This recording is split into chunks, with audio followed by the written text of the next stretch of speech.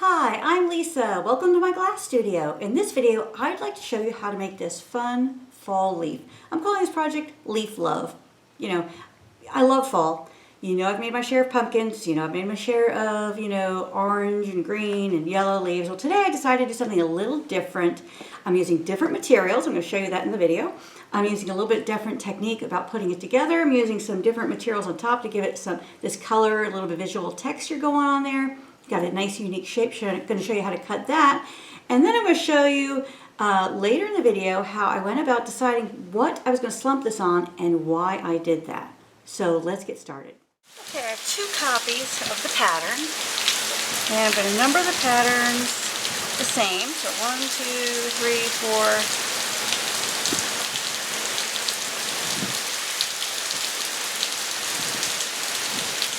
14 there, and then we're going to number this one the same way.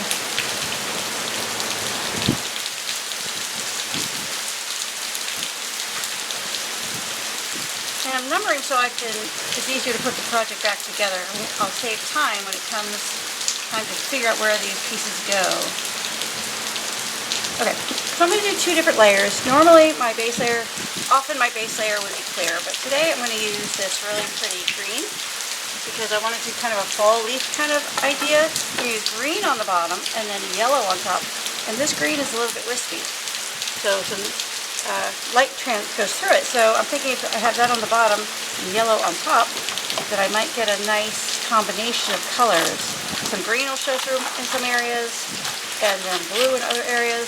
So for the base layer, I'm just going to do 3 pieces. And then for the design layer, I'm going to do a few more. They have a little more detail. I'm going to soften some of these curves so they're not quite as steep. It makes it a little easier to cut. So you can do that too, just kind of make your pattern work for you. If you have a saw, well, of course you could get in those areas with a saw. But if you don't have a saw, then you can, modify the pattern so that you can cut it more easily and still get an awesome design. So I'm kind of shallowing out some of these deep curves so they're not quite so deep. So that scrap glass there. And we're having a lovely rain right now, which is awesome because it's been really dry. And so I love rain because all of my plants, my grass, my flowers, all get watered at one time. And as much as I love watering them, well, now it's a little task I don't have to do. Alright, so this is going to be my base layer. 1, 2, 3 pieces. So let's take this out of the way for a moment. Take our glue stick. We're going to glue this in such a way. So this line, I want that line to go with the grain of the glass. So I'm going to glue this down here. There we go. This one I want to go with the grain of the glass, so I'll glue this one right here. Let's make sure that this one fits also on this piece of glass. There, that looks great. I put just enough glue to make it stick and be stationary while I'm cutting, but I don't want to put so much on that it's hard to get the paper off later. There we go. Very nice. Cutting the glass, I like to turn it and rotate it in such a way that it's easy for me to do the cuts. Because if you can apply more consistent pressure, because the glass is in a convenient location for you, you're better off. So first I'm going to divide the pieces in thirds, so that if I break one of them, I'm not risking the other 2 pieces. Now I'm going as close to the paper as I can without running into it. This is a pretty glass, isn't it? So here I've got this deeper curve, so I'm going to do it in a couple of steps. I call these concentric circles. Here I hit the high spots, and go back along the paper, and then do one in the middle just for fun. For fun and to improve my success rate, really. Alright, let's break this excess off.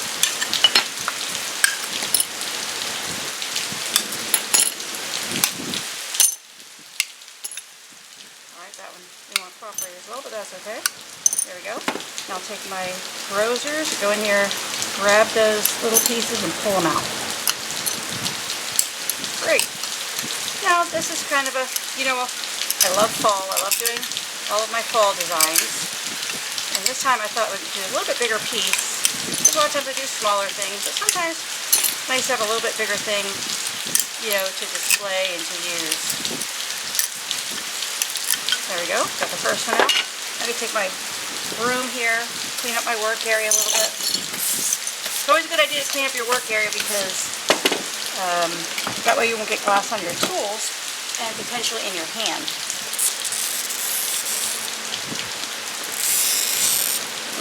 Got a little bit deeper cut here.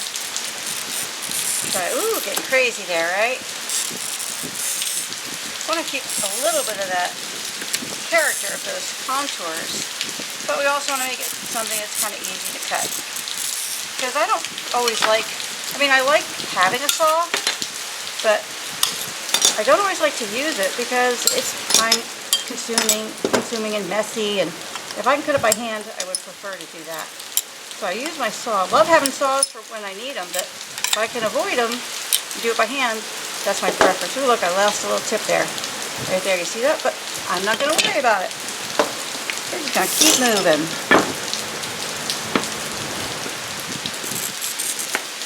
Okay, this you can hit high spots here. Come back in, do more of this little detail work. There we go. Hit the high spots. Now you can do one score at a time, lift it up, break it out. One score at a time, lift it up, break it out. I've been cutting glass for 40 years, and so I'm just finding ways, every time I do glass, I find new ways to simplify my technique. And, you know, that just comes with time, confidence. You can do it too. Those green pieces would be fun, maybe for some ornaments or something. I don't know. Well, this scrap glass would be nice for something. Getting these things out of the way. There we go. Peel this out. I'm actually okay with this being a little bit larger than the next layer because I wouldn't mind some of this green peeking out behind the yellow. Okay, if I have something stubborn, I kind of ease it and work it a little bit at a time. Don't try to just snap it out. There we go. And let's put our leaf back together here.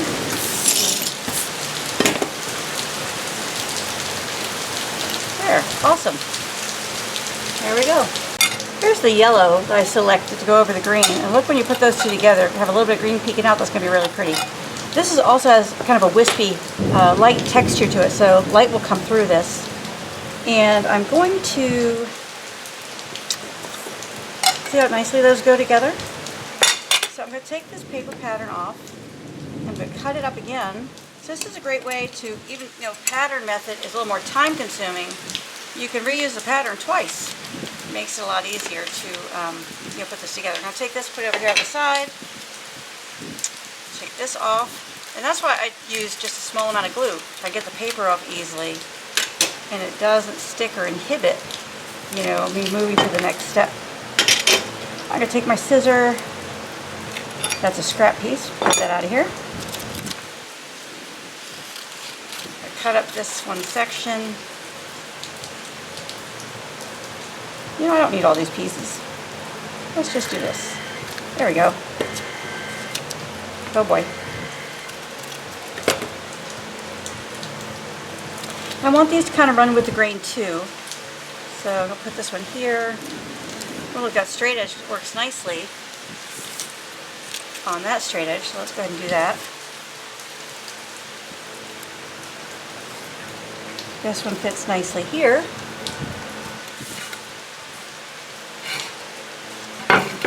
There we go. I'm trying to position this so you guys can see nicely. Oh, look at that. It fits right in there. Beautiful. Okay. Alright, now this one I may have to reference the full-size pattern here to see which way I want the grain to go. I want the grain to go this direction.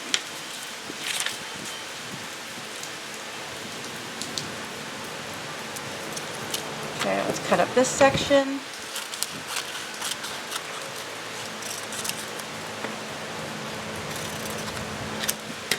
I want the grain to run this way. Let's see if this piece fits nice. Let's double check the grain on that though, huh? Yeah, I want the grain to run this way. Ooh, I love that section right there. That's got a lot of beautiful color. And this one, number 11, We want the grain to run kind of this way. Look how beautifully those are fitting there. Ooh, listen to that. I love being in the studio when it's raining. Great place to be. I got some bigger pieces here. Maybe I better do those first because I might be able to work the little ones around them. It's always a little more difficult to place a big piece than a little piece. Now, number 6. I want the grain to run this way. There's 9. You can see I'm being like extremely precise here, right? That way. Okay. Just want that to go like this. There we go. This one to go like this. Here. See if we can tuck one of these in here in this little spot. Yes, we can. Look at that. Needs a little more glue on that one. And the storm is creating a little bit of wind here, which is actually quite lovely. 13, and then 13, where is that going to go? We want 13 to go this way. We want 12 to go lengthwise, and 11, and that's 8. Okay, so let's see. Is that there? It looks like I'm going to need another piece of glass to complete this project. Let's see. Yeah, that'll fit there. I don't know how I'm going to get it out, but it'll fit.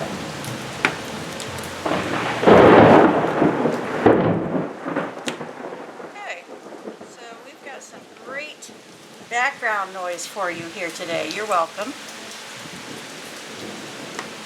And will this one fit here? Not sure. Oh, well, yeah. Nope, not quite. Okay, well, let's go ahead and get these cut, and then we'll come back to the others.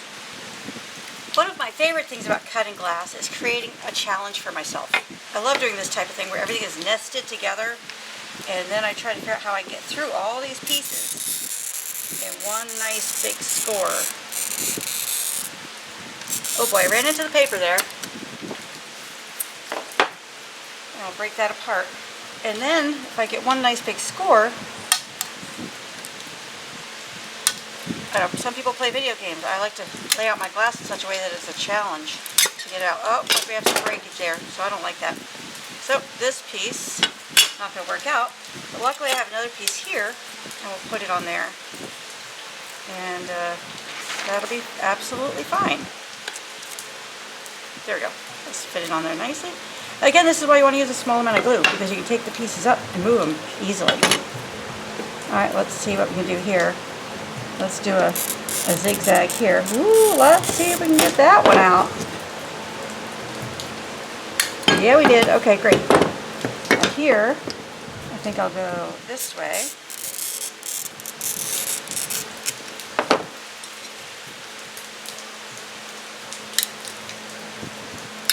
Okay, that worked. Maybe. Looks like I got a crack happening here. Maybe not. Let's see what's happening here. We'll take our, oh yeah, there's a break in there. I can hear it. So let's peel this out, see what happens. Yeah, that's not going to work. Okay, so we'll take this one off because this one will fit better here. Ooh, you guys are getting some great cutting challenges here. All right, that one's not fitting well. I sure hope it fits over here. Well, let's see. We can take this one off, put it here. This one off, put it here. There we go. And we still need this one to go somewhere. Alright, there we go. Don't know if I got my directions going right, but it's a fall leaf, and it, I don't know, it can have a little variation to it. There we go. We're gonna love that. Okay, divide and conquer is the method here. Now, the rest is pretty easy cuts, so I should have greater success. So going right along the paper, getting as close as I can without going into it. So I want to try to cut as closely as you can the first time. That worked out nicely.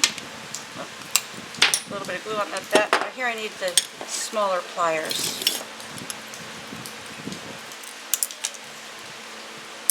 Great. Now these I'm going to leave the paper on because I want the numbers. So put this over here in the finished pile. Now look, this one's moving around on me. So I'm going to put a little more glue on that. I'm probably going to grind these pieces, and when you grind them, if the glue is not sufficient, they'll move, and then it's hard to tell where you should and shouldn't grind. Alright, let's go ahead and finish up this one here.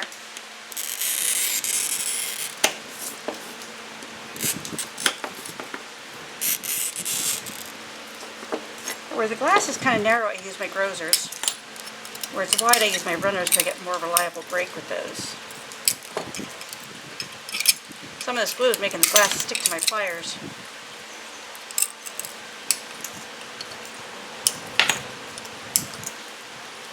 There we go.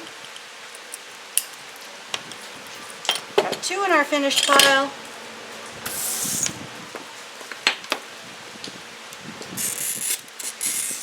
Fell into a little bit of a hole there. Hopefully that doesn't affect the finished outcome and shape of the piece. Ran into the paper there. Just another day in the life of a glass cutter. Getting some crazy shapes here. There we go. Alright, let's divide this big one because you're probably going to enjoy seeing that. Alright, I'm going to come over here straight across because that seems to make sense. Good. Now I'm going to go this way because that is a little tricky right in there.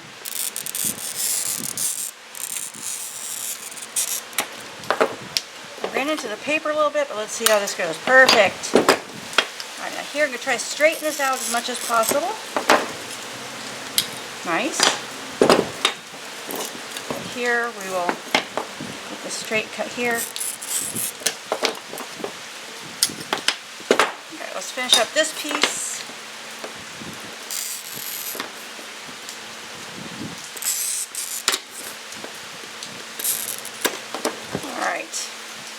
I try to avoid getting my glass scrap on my other pieces because that's usually when I get cut, is when I grab them and they poke me. So you might want to do that too. And take your broom and sweep pretty frequently to make sure that your working area is free from little shards so you don't get cut. Because you want to continue to have a good time. Getting cut is not the favorite part of doing glass. Alright, so I'm going to cut the rest of these out and then we will move to the next step. Okay, the rain finally calmed down, the thunder is gone, we have a lovely fall time temperature in the air, so let's go ahead and do some grinding. So I've got my pieces here, and what I'm trying to do is improve the shape. So here I've got a kind of a rough edge, and also take off any material that sticks out beyond the paper. So I'm going to go ahead and grind a few pieces so you can kind of see how that goes. Bring us up a little closer, we can get a better idea of those rough edges and that material that I'm trying to remove. So let's go ahead and get this grinding taken care of.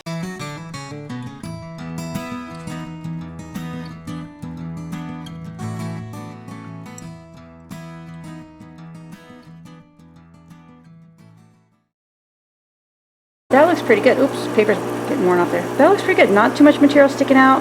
I got a much better edge quality there that I like. So that's a big improvement. There we go. Yeah, nice edge quality, good shape. We'll call that one done and move on to this next one.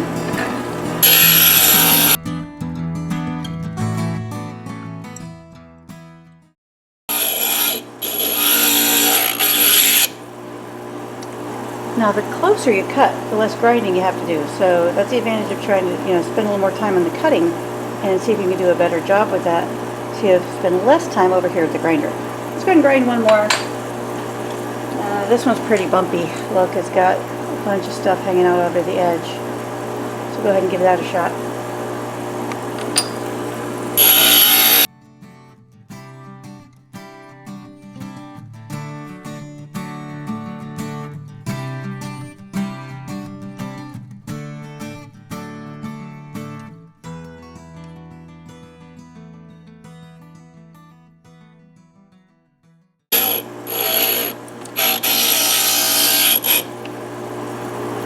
Look how nicely that came out. Great edge quality there. Nice shape. Awesome. Let's go ahead and get the rest of these ground. Alright, here are the 3 base pieces cut and ground. Now, often my base is made out of clear glass, and often it's made out of a single piece. But here I decided to do 3 pieces to make it a little easier to cut some of these intricate curves, and I get this nice deep curves right in that area. And also I could change the direction of the pieces, which I found more interesting. So I'm going to assemble this on a kiln shelf because the base is made up of pieces. So a little trick I like to do it when I'm doing building on a shelf is build that shelf up on some posts. It makes it easier to get your fingers underneath it to take it to the kiln when you're ready. Alright, I just want to make sure that we don't have any of that dust from the kiln wash on our fingers when we're assembling. So I just wiped my hands, of course, on my clothes, because that's what you do. Alright, center that there, it looks nice. Alright, now here I've got all the other pieces, the other layer laid out on the pattern that I did not cut up. And I'm going to place those, I'll move this over a little bit for you. I'm going to place these on top of the green. And I'm actually hoping some of the green shows through between them. I think that's kind of cool. Also, I ground these pieces. I used a wet sponge to get the glue off, and I used a dry towel to wipe all the residue of the glue or any of the grinder dust off. So you want to make sure your glass is nice and clean and dry when you put it together before you place it in the kiln. Now look how cool that's coming out, right? Got 2 more pieces here. There we go. And we actually do want that to peek out a little here and there. That green to give us a little peekaboo effect. And also to give us that vein look on this leaf. Yeah, nice. Very nice. Alright, so of course I want to do a little more to this. I think I'm trying to get these lines kind of, uniform. And that looks pretty good. I want that little bit of green to peek out from between the pieces. And if the yellow overlaps the green a little bit, that's fine. And if the green peeks out from behind the yellow, that's also fine. I have this fun mix of colors left over from a different project where I used orange, red, purple, yellow. And I was going to add some yellow powder on here, but I saw this in the jar. I thought, oh, that is perfect. It's fall colors. It's a little bit more larger design, a little bit larger pieces than powder. And I think it's going to be a terrific addition to this project.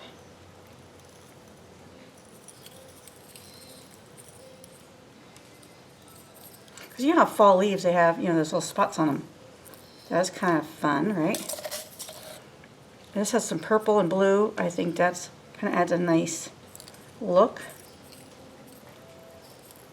And I like some of these bigger chunks on there too. Fun stuff. Alright, that's all I'm going to do. Just to give it a little bit of pizzazz and a little bit of something to change up those colors and give it a little bit visual texture. I think that's kind of fun. There we go. Alright, maybe that's not all I'm going to do. Maybe I'm just going to keep going because I'm having a good time here. Alright, but I think, they say less is more. And I'm going to leave it at that. Because I do want some of that yellow to peek through and be visible. I want some of that green to peek through and be visible. And then I also like the addition of these colors. Now I got a little brush here. I can, sweep that, make it a little neater. But I don't think I'm going to. I'm just going to leave it the way it is. I'm going to go ahead and put this in the kiln and fire it to a full fuse temperature.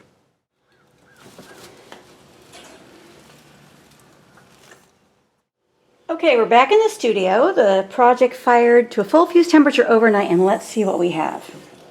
Ooh, wow. Colors are a little different than I expected. There's a lot more yellow in this, which is kind of silly because, of course, the glass was yellow. But I don't know, I was thinking it was going to go more orange. Anyway, look how pretty this came out. It's a little scattery, a little, well, random and everything, but I don't know, it's kind of cool. It's different from other things I've made, and that always makes me very happy. Look at the cool veining we have where that frit fell into those crevices. There's a little bit of green peeking through there, which is love, right? A little bit of green peeking through right there. Cool. Let's look at the back. Oh, I got some red here. And look at the nice directional quality of the glass here. Really nice. It's got a few little sharp spots, so I'm going to take a sickle stone to that. And I think I'm going to slump this. I mean, you could leave it like that and put it in a little plate stand with a candle behind it. You could do a curve this way and have it freestanding possibly. Glue it to a candle shelter. That would be really nice. but I think I'm going to slump it for fun. So under normal conditions, I would probably take this mold right here, this plain old square one with a curvature to it, and put my leaf in there. Of course, oops, I guess I would need a slightly larger one. But then I was thinking, well, you know, I do that all the time, so let's try something different. So I went over to, I'm going to put this back down. I went over to the shelf where I have a ton of molds, and I found this one. This has a sort of a spiral pattern to it, and I've been doing glass for 40 years, so I have molds that are some 40 years old, so I don't even know where I got this. Don't know if it's still available. I'll tell you, give me one sec, let me get a tape measure. I'll tell you how big it is. Oops. There we go. All right, so it's a 10-inch mold and 1.5 inch deep, so it's kind of shallow, but it's kind of pretty, right? I thought, well, that could be kind of cool. Does the leaf fit on there? And yes, it does. So we want the leaf to fit inside the mold on all points. And yeah, that could be kind of interesting. But then I thought, well, I'm not sure if that curvature is going to work well with the leaf. And honestly, it doesn't really matter. It's just a matter of doing something different and fun. So, but then I came across this mold right here, which is bigger. Not that bigger matters, but it's broken even. So it's okay if it's broken, provided it has its integrity, which it does. And let's see what this one measures. Oop. Come on. You have to put that down a second.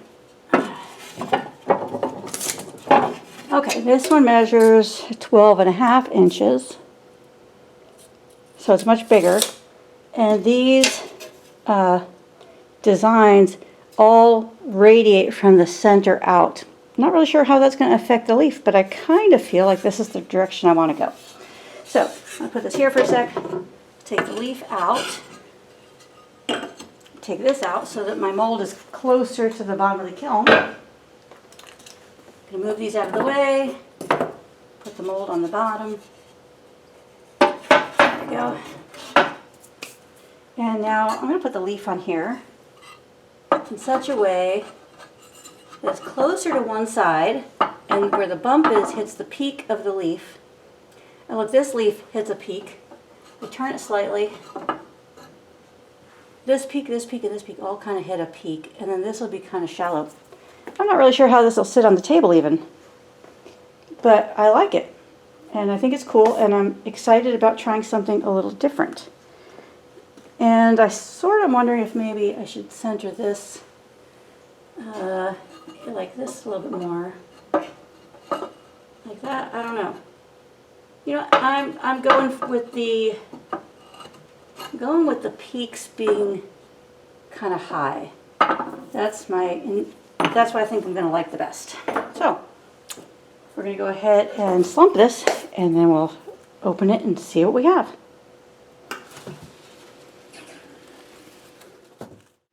All right, we fired this project. It's been slumping overnight. Let's check it out. Ooh.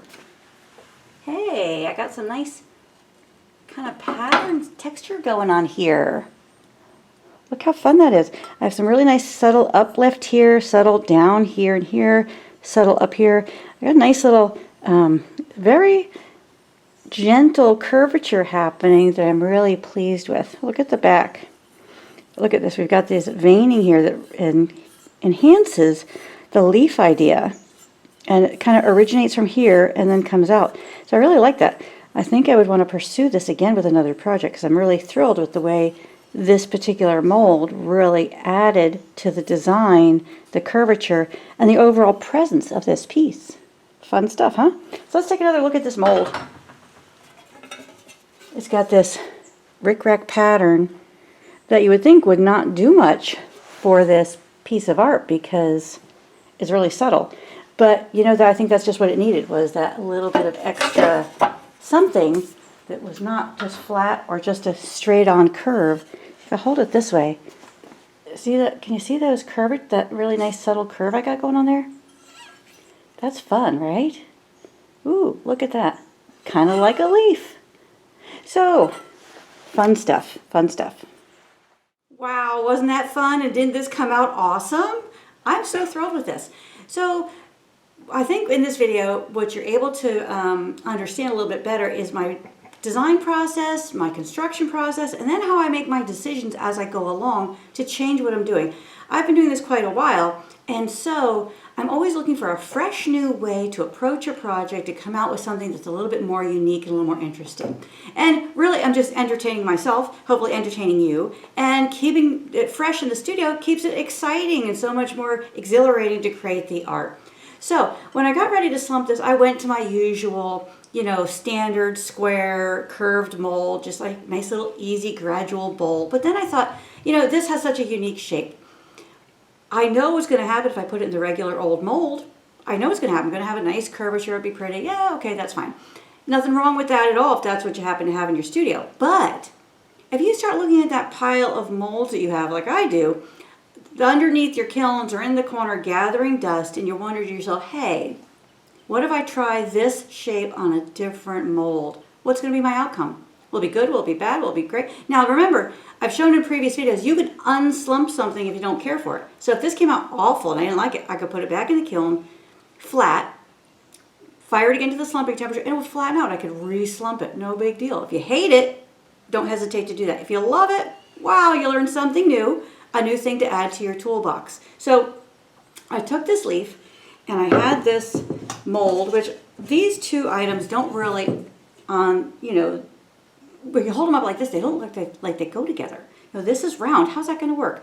This is an irregular shape. How is that going to work? So what I did was I put this on the mold off to one side, trying to benefit from this kind of lift here. I'll hold the sideways, maybe that'll help. Lift here and a lift here to give the leaf an organic kind of natural shape instead of just a curve, plain old curve. And so I put it off to one side where it would benefit from greater depth and more movement in the mold rather than centering it. Centering it, I would have gotten a much flatter design, I think. I might try it again out of another leaf and see what I actually do get.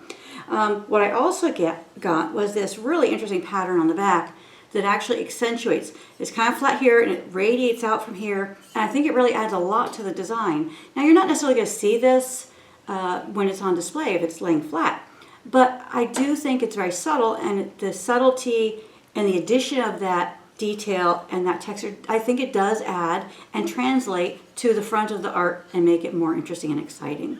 So the takeaway here is, you can make changes in your project every step of the way. If you've done something over and over and over and you're consistent, you're confident with the outcome, but you're just getting to that point where you'd like to see, what would happen if I do something a little differently? Try it. I did, and I love the results. Now I'm thinking, I'm going to go into that pile of molds that I have, I'm going to take them out, and I'm going to start thinking about, hey, work in the opposite direction, kind of reverse engineer this and say, what can I do on these molds that's differently, that unexpected for this shape, and come out with something more exciting and refreshing. Doing this 40 years, about time to get refreshing, right? Anyway, hope you enjoyed learning how to make this piece. Thank you so much for following my YouTube channel. Thank you for subscribing, commenting, sharing. We love all of that. Please continue to do that. It inspires me and Nikki to be out here making these videos for you, and we're just loving it and hope you're loving it too. Also, become a premium video member. We would love to have you. I have new courses coming out all the time. Full-length, step-by-step video instruction course, plus printable pattern ebook with firing guides, printable patterns, full-size patterns, images, material list, hot tips, everything you need to complete those projects successfully. And right now you have access to a whole bunch of videos. The second that you become a member, you have access to the entire course library. So become a member today. And until next time, love your leaf and happy fusing.